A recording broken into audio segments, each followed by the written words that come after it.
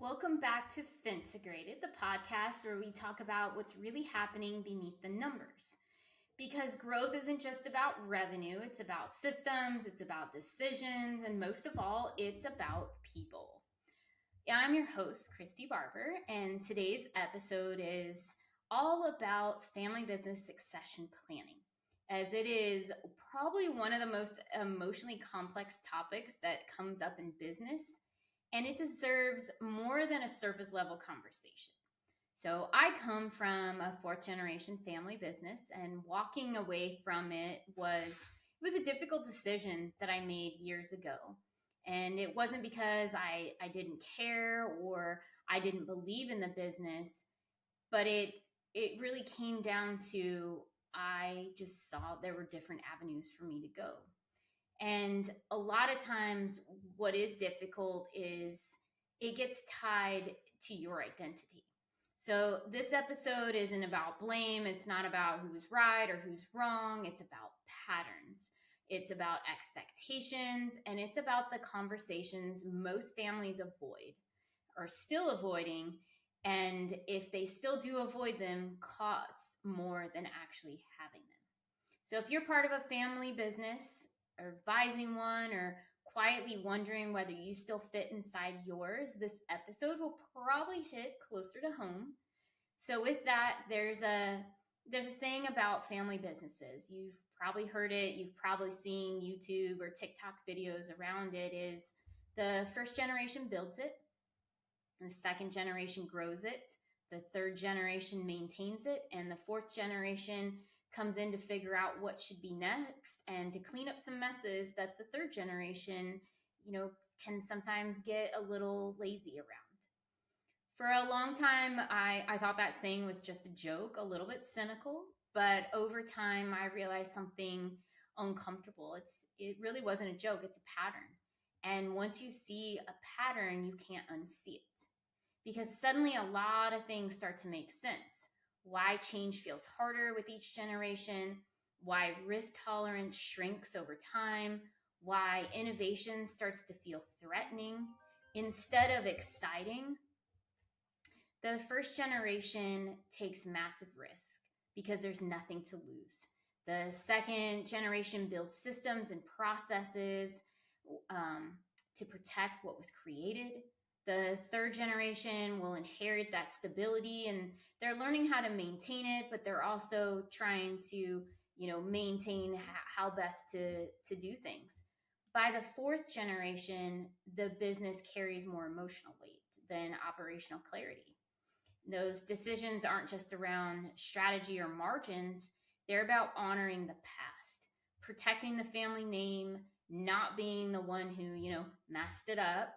And when that pressure exists, change can feel dangerous, not because it's bad, but because it feels disrespectful.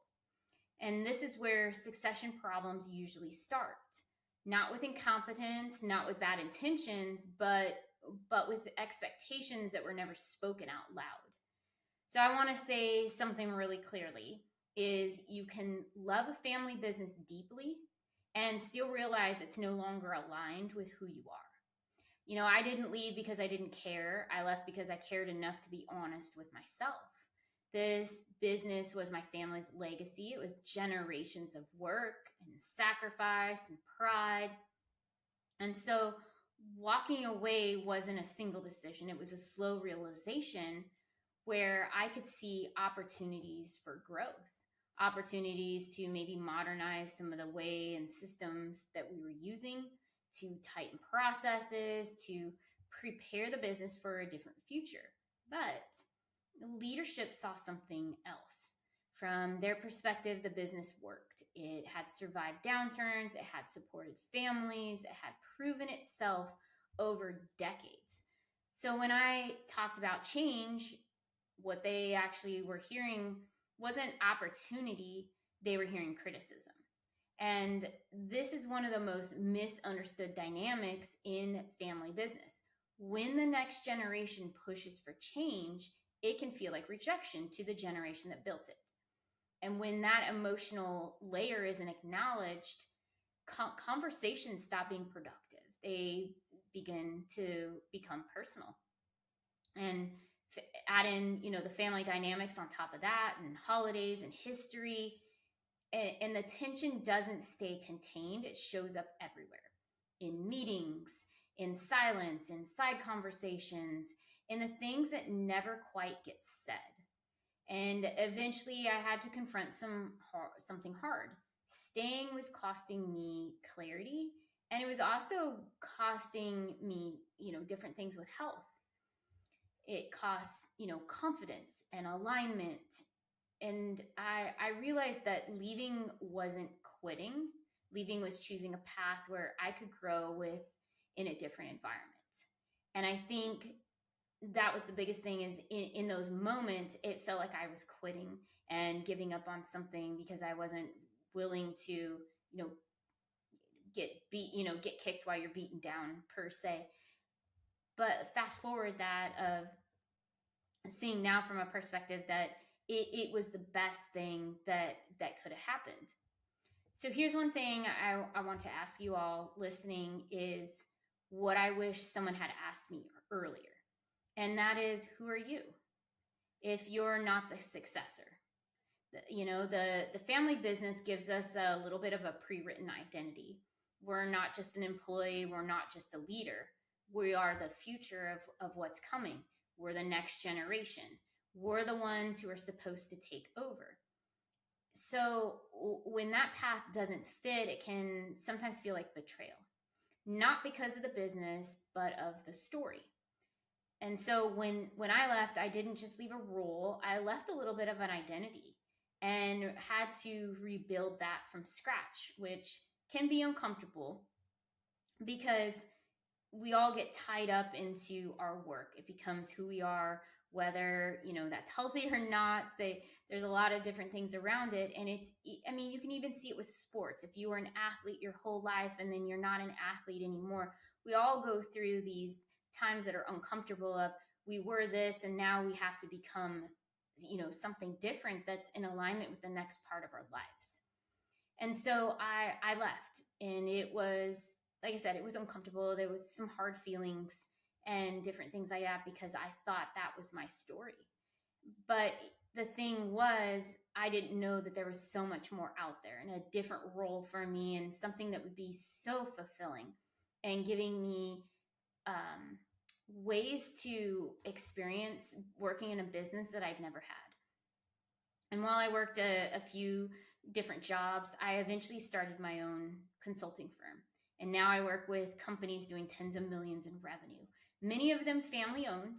So helping them navigate growth and systems and leadership transitions. I sit on the outside and I watch the same patterns repeat. Avoided discussions, undefined readiness, emotional resistance disguised as logic, succession planning. So it isn't primarily a business issue. It really is an identity issue. And most family businesses don't fall dramatically. They erode slowly because the hardest conversations keep getting postponed. Founders worry about losing control.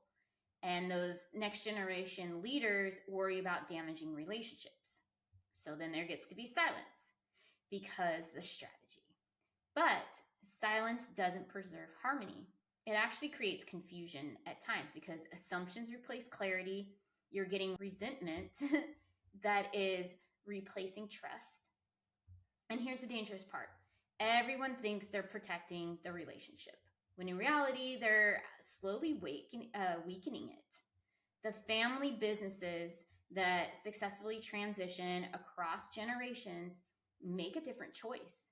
They choose short-term discomfort over long-term damage. They're talking early, they're talking clearly, they talk honestly, even when it's awkward, and especially when it's awkward. Let's slow this down for a second. Let's look at it because this is where most families get stuck. These are the questions every family business must answer, whether intentionally or by default. Number one being, is the next generation actually ready? Not ready by age, ready by preparation. Because readiness means exposure to decision making. ownership of outcomes, learning from mistakes without being shielded from them. And here's the part people avoid. What does ready mean in this business? So if readiness isn't defined, it becomes political. And as we know, politics destroy faster than incompetence ever will. Now let's talk about the other side. Are current leaders prepared to step back? This is rarely talked about, honestly, because when your identity is tied to what you built, letting go is extremely emotional. Pretending it's purely logical only makes it harder. And a lot of people like to sit in the, oh, yep, I'm good with this. I don't have any emotions tied to it. It's just what it has to be. But there's so much emotion tied to it that it makes it so much more difficult. Why is everyone really here? Is it passion, obligation, or security? Or maybe it's none of these. And none of the motivations as to why you're there are wrong, but pretending they don't exist creates misalignment. And how does the business handle underperformance? This, I think, is the hardest issue in family businesses. Clear standards. Don't remove love. They're removing confusion. You need professionalism. It isn't cold. It's respectful. And then there's the question people are afraid to ask. Should the business stay in the family? This question scares people. And not every generation leader wants the same future. Acknowledging that early protects relationships and value. So here's the hard truth I had to learn. Seeing problems isn't enough. The next generation has responsibility too. Credibility is built through execution and asking yourself, what have I actually built? What have I implemented? Where have I taken ownership? What mistakes have I learned from? And then critique without execution. So it can sound like criticism, it's execute, build trust. But every family reaches the same fork in the road. Do we evolve or do we protect what exists? Preservation, it isn't wrong, but preservation without evolution becomes stagnation. Markets are shifting. We see this all the time. There's new technology coming into place. There's new strategies. Your customers are changing. The systems you may be using today are aging out. So the reframe, this is where this matters. When the next generation pushes for change, they're rarely rejecting the past. They're trying to protect its value. So in a world that no longer looks the same, because so much is changing, and it could be the prior generation, they're seeing things as how it was. And as we all know, technology wasn't moving as quickly, 30, 40, 50, 60 years ago. It's more so since the 90s that technology has really sped up and it's ever changing. And when you're not exposed to certain things, how do you tend to keep that up and stay at the forefront of your industry and keep your customers staying? So before we close, I want you to sit with this. If you're part of a family business, ask yourself, what conversation are we avoiding right now? That if handled with intention, you could make it actually strengthen both the business and the relationships. So sit with that, because clarity doesn't come from silence, it comes from courage. In family business succession planning isn't about timing, it's about conversations. And every generation wants what's best. We just see the path differently. And there's legacy. It isn't preserved by silence, it's preserved by intention. And there's so many nuances to look at when you're, building a family business, you're handing it off. There's a lot in there. And so I have a blog that I wrote about this in a lot more detail of how you're navigating relationships within the family business, how to look at, do we let in-laws in? Do we keep it, blood relatives only? What does that look like? There's no wrong strategy. You just have to be clear on what that strategy is and what those rules are. because you don't want to implement one way and say, yep, everybody's welcome at a board meeting. The next one, no, why is everybody here? You're not welcome. And so the article goes into a lot more detail on that. So share it with someone that's, navigating a family business right now, and even this episode. And if you have more questions around, family operated businesses and just dealing with the nuances of that, feel free to reach out.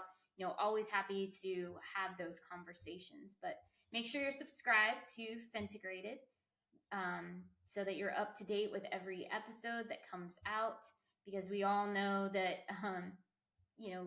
there's a lot out there with small businesses, and I just want to make sure that you all are informed and you're getting a lot from this. And so I appreciate you all for listening, and I will